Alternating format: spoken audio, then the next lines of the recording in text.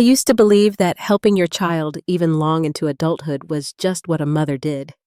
No second thoughts, no questions asked. That's how I was raised, and that's how I raised my daughter Talia. We lived quietly in Asheville in a modest brick duplex where the seasons felt slow and honest. I worked in finance, not the glamorous kind, with sleek suits and corner offices, but spreadsheets, risk reports, and long hours behind glowing screens. It wasn't passion, but it was steady.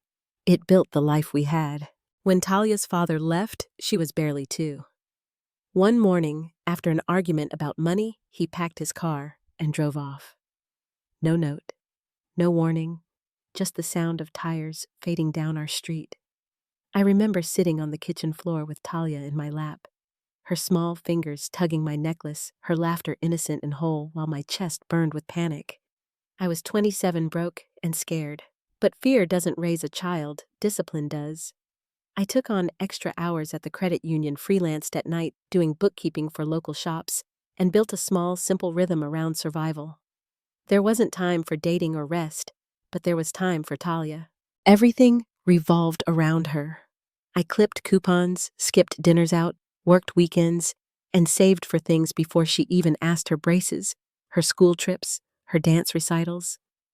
Every achievement she had felt like something I'd earned too. When she got into college in Chicago, I cried for days. Not from sadness, but pride. She promised, "One day, Mom, when I make it big, you'll never have to touch another spreadsheet again." I laughed then, but deep down, a quiet hope took root. After college, she moved to Austin and started a wellness brand. It sounded like a dream: candles, yoga mats, eco-friendly journals, all the things she loved. At first, I sent small amounts, $500 here, $700 there, just to help with groceries, rent, or startup costs. She always said thank you, always called, always said I was the best mom in the world. I believed her. Then when she turned 25, she called one evening, voice trembling, but practiced. Her lease had jumped. A partnership collapsed, clients had backed out. "Just until things stabilize," she said softly. "You don't have to, but it would help." I wired $3,000 that night. I told myself it was temporary, a bridge until her business took off. That bridge stretched into months, then years. Every month, since without fail, I sent the money. It never felt like a burden. I had no debt, no extravagance, and giving to her felt like meaning. Like maybe this was what all the years of working had been for, to make sure her dreams survived. I liked being her safety net. I liked being needed. Last week, everything changed with one text. I was on the couch, half watching the news, half texting Talia about my upcoming visit, when another message came through, also from her. It said, "The ATM just paid again. Tell Caleb to book the rooftop." At first, I thought it was a joke, maybe a typo, something she'd meant to send to someone else. But the words sat on my screen, sharp and deliberate. The ATM just paid again. My transfer had gone through only minutes earlier. I stared until the screen dimmed, waiting for some follow-up message that never came. My heart started to thud. I called her right away. She answered on the second ring, bright and casual. "Hey, Mom. Everything okay?" I asked about the message, trying to sound light. She laughed quickly, too quickly. "Oh God, that was for Caleb. He calls himself an ATM, sometimes just dumb humor." We were talking about budgeting. Her tone was breezy, her laughter practiced. "You're so sensitive. Don't read into things. You know how much I appreciate everything you do." I said, "Okay." I even laughed a little, pretending to believe her. But inside, something twisted. The way she brushed it off, it felt rehearsed, the kind of lie you say to someone who's been lied to before. I couldn't shake the image of her and Caleb, heads together, mocking me. My money, my quiet devotion. The next morning, when my phone reminded me of the monthly transfer, I hesitated for the first time in 3 years. My finger hovered over the button. I still sent it, but the hesitation stayed with me like a bruise that didn't fade. From that day forward, I began noticing things I hadn't before. The delays in her replies, The quick deflections, how every call circled back to money. Gratitude had turned to entitlement so slowly I hadn't even seen it happen. And once I did, I couldn't unsee it. It had been 3 days since that message, and I couldn't shake it. The words clung to me quiet, but sharp, like a splinter under the skin. I'd always thought trust was a kind of grace, something that could be bent, but not broken. But that week, mine began to fracture. Talia called again, cheerful as ever, asking about my weekend plans, laughing about Caleb's new business idea. I answered like nothing was wrong. I didn't mention the text, didn't let her hear the pause in my voice. But inside, the current had changed. Talia had always been the center of my life, but lately she existed at a distance like a planet with its own orbit. Her calls were shorter, her tone lighter but less warm, and though she still said, "Love you, Mom," before hanging up, the words felt rehearsed, transactional. I started to notice that she only reached out when a bill was due or something had broken: the washing machine, the dog, her laptop, her car. Each message came with a small crisis attached, and every time I sent the money without hesitation. But what had once been love now felt like obligation. When she invited me to visit Austin that month, I was almost relieved. I wanted to see her face, hear her laugh, remind myself she was still my girl, and not just a voice filtered through a phone. She warned me not to expect much, said her apartment was a mess, that things were tight. So I arrived with groceries, flowers, and a bottle of wine ready to lift her spirits. But when she opened the door, my first thought wasn't about clutter, it was disbelief. The apartment was spotless, chic, polished, a designer couch, new curtains, even candles that smelled like expensive rain. I tried not to show it. Maybe things had turned around. Maybe she had finally found her footing. We had dinner on her balcony, the city glittering behind her, and for a moment, I let myself believe it. But as the night went on, she sighed dramatically. "I'm still barely scraping by," she said, swirling her wine. "Rent's gone insane. Caleb's work's been slow. I'm exhausted." She looked perfect: manicured nails, hair smooth, jewelry subtle but gold. I noticed the way she tilted her wrist when she spoke, the glint catching the light just enough to be seen. When I asked about the new furniture, she brushed it off. Discounts, partnerships, gifts, brand stuff. She smiled like she was reassuring a child. "It's not what it looks like." I nodded, pretending to believe her, but something inside me, something old, something maternal, stirred with unease. The next morning, while she was showering, I noticed her phone lighting up on the counter. I didn't mean to snoop, but the name flashing across the screen, Caleb, made my stomach tighten. The message read, "Venmo, request your share of the Airbnb weekend." I stared at it until the screen dimmed. Just last night, she'd told me she'd canceled therapy because she couldn't afford the copay. But here was a trip, a luxury and ease that didn't match the struggle she described. I went home quieter than usual. The next few weeks unfolded in familiar ways. More emergencies, more transfers, more reassurances that she was doing her best. But I'd stopped believing her without realizing it. When my chest pains sent me to urgent care one Tuesday afternoon, the nurse told me I was running on fumes. "You can't keep giving from an empty cup," she said gently. That night, I texted Talia just to tell her. She replied 3 hours later. "Oh no, that's awful. Will the transfer still come today?" I stared at the screen until my eyes blurred. For the first time, I didn't reply. The silence between us stretched cold, quiet, strangely freeing. I thought about every time I'd told myself love meant sacrifice, how I'd built my life around giving without ever asking for anything back. That night, I didn't send the money. And when the world didn't collapse, I realized something life-changing: love can survive distance, but dignity cannot survive depletion. A few days later, Talia called in her usual rush laughter, bubbling through the line. Mom, can you check the iCloud folder again? I think something's syncing wrong. The client deck isn't showing up. I told her I'd look after work and hung up. It was a small request, the kind I'd done 100 times before. But when I opened the folder that evening, something felt off.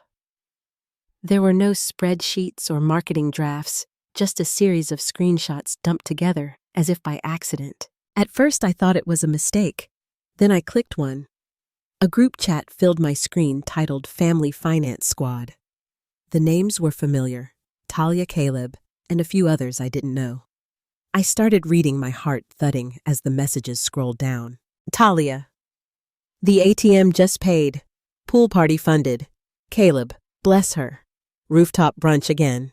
Lexi. You really think she'll keep paying forever, Talia? Tell her it's dental work again. She eats that stuff up. The words blurred as I read on. More messages, more laughter. We should get her to fund the Hawaii trip, say it's a wellness retreat. She loves that crap. I stared at the screen, unable to breathe. The laughter between the lines was cruel, calculated, practiced. My throat tightened. For years, I had believed that giving was love, that sacrifice was proof of devotion. But to them, I was a punchline. I closed the laptop slowly, afraid even the sound of the lid clicking shut might break what little control I had left. The house was silent, except for the hum of the refrigerator. I sat there for a long time, hands trembling, eyes fixed on nothing. I had spent nearly 3 decades working, saving, sacrificing, believing love meant providing. But what I had really done was teach my daughter that I would never say no. For the first time in years, I reached for my phone, not to send money, but to stop. I opened the banking app, stared at the familiar transfer screen, and pressed cancel. Then I turned off my phone and sat in the quiet until my heartbeat slowed. The next morning, Talia called. Mom, what's going on? I tried to pay rent and it bounced. Her voice was tight, defensive. I didn't mention the screenshots.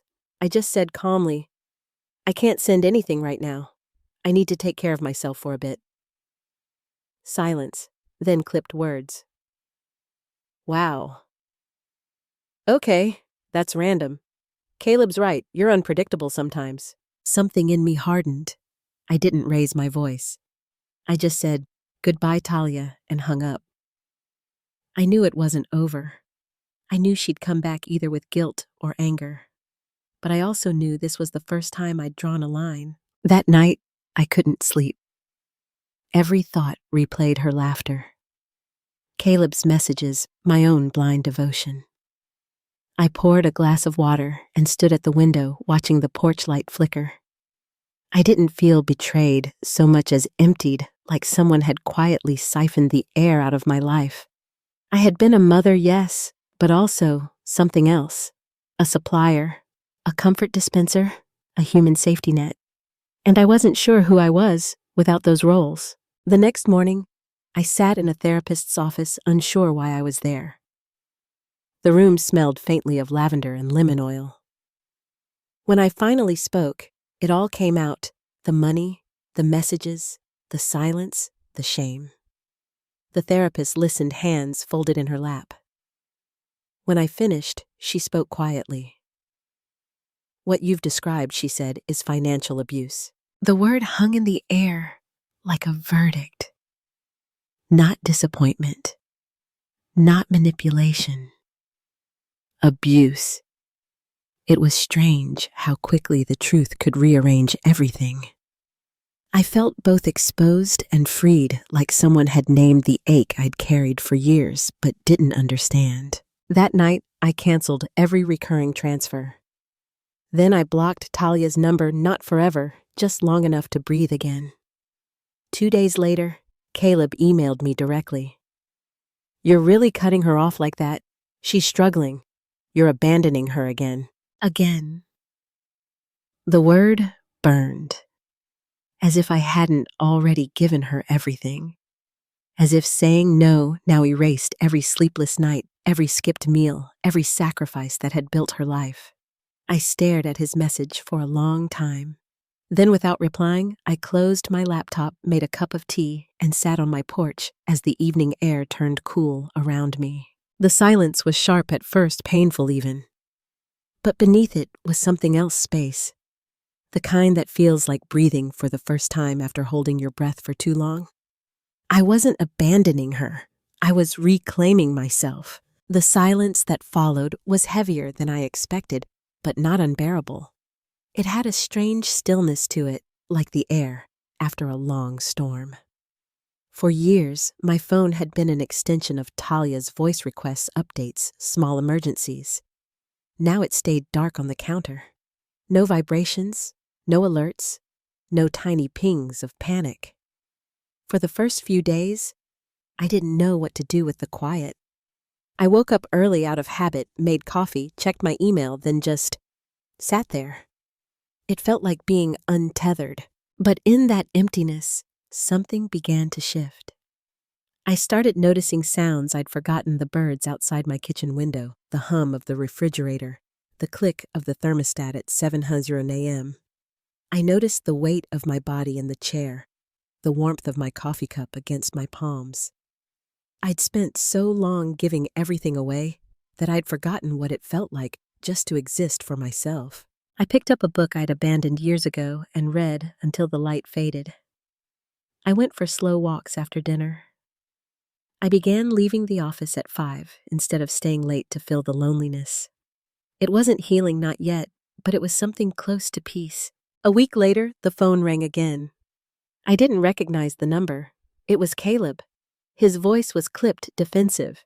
"You really going to let your daughter drown over pride?" he snapped. "You're her mother. She's struggling. You're abandoning her again." There it was, that word again. Abandoning. As if the years of sacrifice, the sleepless nights, the skipped appointments, the thousands I'd quietly sent didn't count. I took a slow breath and said, "I'm not abandoning her, Caleb. I'm stepping back so she can stand." He started to reply, but I hung up. I refused to argue about my motherhood with a man who'd turned it into a transaction. That evening, I sat outside with a blanket and a cup of tea. The autumn wind smelled like rain and wood smoke. I thought about all the ways I'd equated love with giving. How many times had I convinced myself that my worth depended on what I provided? I'd spent decades making myself small so others could feel secure. Now, for the first time, I wanted to feel whole. The next day, I booked a therapy session again. I told the counselor about Caleb's call, about the guilt clawing at me. She smiled gently. "You've mistaken control for care," she said. "Letting go isn't abandonment, it's faith. Faith that she can learn, even if it's the hard way." I left her office lighter. On the way home, I stopped at a cafe I used to visit when Talia was little. Back then, I'd bring paperwork and let her color at the table. That afternoon, I sat by the window and ordered a slice of cake just for myself. It felt almost rebellious to eat something sweet I didn't have to justify. The next weekend, I took a trip to Maine, something I'd always dreamed of but never allowed myself. A small bed and breakfast by the coast. No plans, no itinerary, just ocean and time.